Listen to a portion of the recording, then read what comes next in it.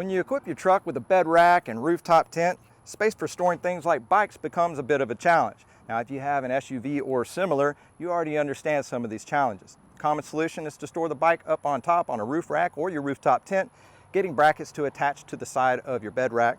There are options to go on a tire carrier, and there are solutions to go in your receiver hitch.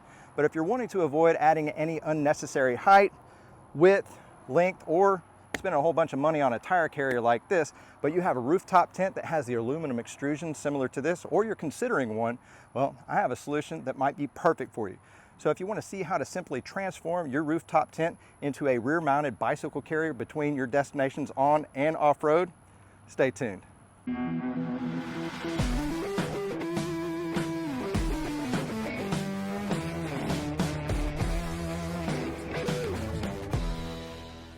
Hey, welcome back to the Gator Overland channel. I'm John, and today I'm going to show you a simple DIY solution using these two products to secure your bikes to the extrusion of your aluminum shell rooftop tent. Brands like Roof Nest, as you see here, OVS, CVT, FSR, Colorado 4x4, Tough Stuff, and maybe a handful of others out there have all gone to options of rooftop tents that include the aluminum extrusion for mounting accessories. For reviewing convenience today, this video is timestamped, allowing you to go to any point in this video without having to scroll through. Don't forget to check the description below for links to websites for these products, as well as contact information should you need to get a hold of me. Let's get it mounted. Everything you see here is at least, but not limited to, what is required to do the install. You might even have some tools yourself that might make the install go a little bit easier.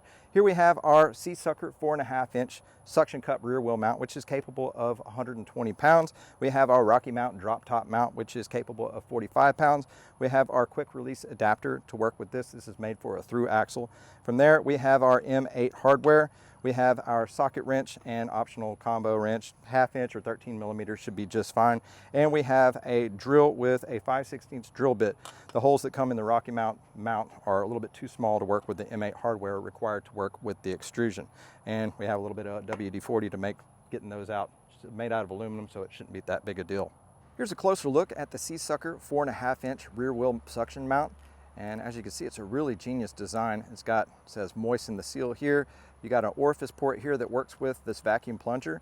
And as you pump it up, it makes a seal of up to 120 pounds of force. And then as it loses suction, it gives you a notification and you can come back and plunge it. They also offer this in a 6-inch size that's capable of 210 pounds, and it'll have a cup on here for the tire. We're going to put this on our tailgate. You can optionally put this on the tailgate or hatch of an SUV. Here's a closer look at the RockyMounts DropTop mount. As you can see, it's a nice, thick, durable aluminum construction. Keeps it lightweight, but the integrity is going to hold up, hopefully, for many miles. It has a rating of 45 pounds to be suspended off of it. We got holes drilled at 90 degrees from each other for you to position however you need. We're gonna have to make our holes a little bit larger. As you can see, it's got a quick release lever on there that allows you to adjust for different size through axles. We have a quick release bike, so we're gonna use the quick release adapter. This is one of the only drop top mounts that is actually lockable, and they do offer a quick release adapter that is lockable as well. As mentioned earlier, we're going to have to slightly alter this RockyMounts drop top mount to allow for the M8 fasteners. Drilling this out shouldn't affect the integrity at all, and you probably don't even need a vise to do this. This is aluminum, so it's going to be very soft with a bit like this. Just want to make sure you put on your safety gear. Give it a spritz of the WD-40. We're gonna do all 4 bolt holes because I haven't figured out which configuration I wanna do yet, and get after it. Once you're complete doing all of your holes that you wanna do, go ahead and double check your fasteners to make sure they go into all the holes, just so you don't have to come back and do this again. Now, I wanted to preface something before you just go hanging brackets off and expensive bicycles off the back of your rooftop tent. Definitely double check with the nomenclature to see what the capacity of your tent is for the accessories. Roof Nest claims that theirs is rated for 75 pounds for side on all 4 sides, so that's quite a bit of capacity for the whole thing. Each bolt is rated for 25 pounds capacity in the extrusion. In our case, we have 2 bolts, that's 50 pounds capacity. Our bracket is rated for 45 pounds capacity, and our bike is about 32 pounds. So our bike is under the capacity of the bracket, definitely under the capacity of the bolts, and suitable for the side. In fact, we can actually do 2 30-pound bikes and still be under the capacity of the rooftop tent extrusions. Now, as far as the SeaSucker goes, this one's rated for 120 pounds worth of suction. It's only going to be holding the tire here and preventing vertical movement up and down. So it's not as critical, but good to know what the capacities are. Now that you have your holes drilled out, we went ahead and did all 4. I figured out the configuration I want to do is actually mount it in this position right here on the top level of extrusion.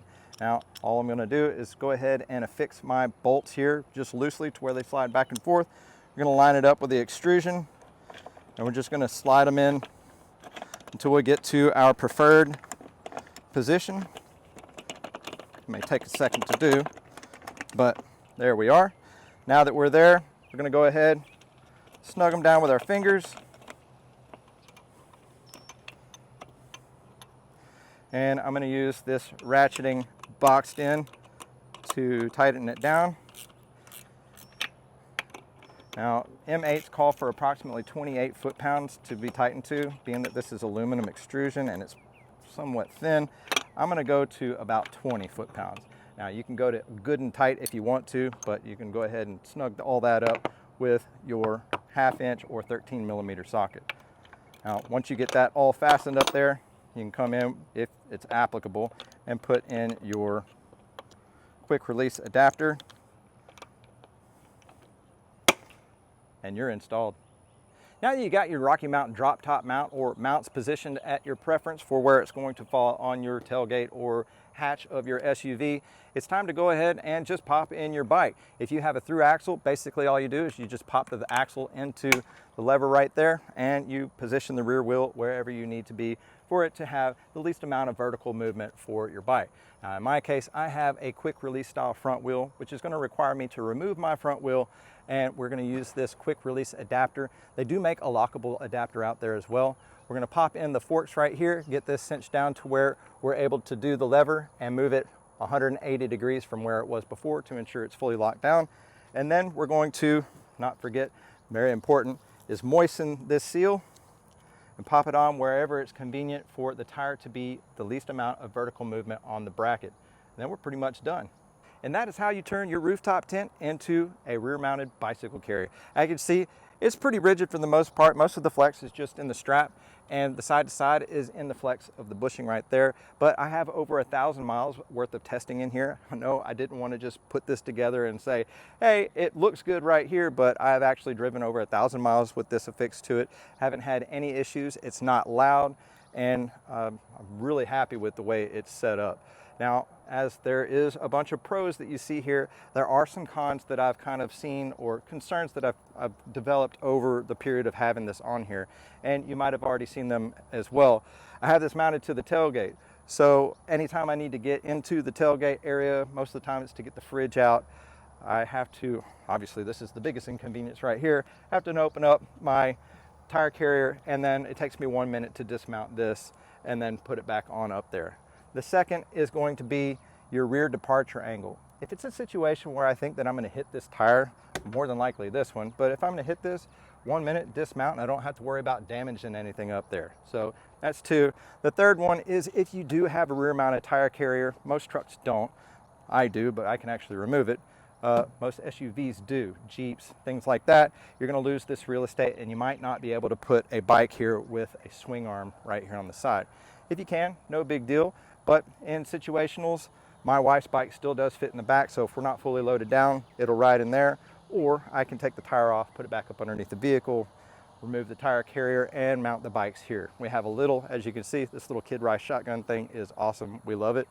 And we might have a little bike go in here, but more than likely it'll fit in there. But for the conveniences of having this bike go anywhere that I want to go, it's worth those little bitty instances of removing 1 minute worth of stuff to dismount it and put it back on. Now, I did mention there is a quick release lock, but I'm just going old school with a normal bike cable lock. That's that.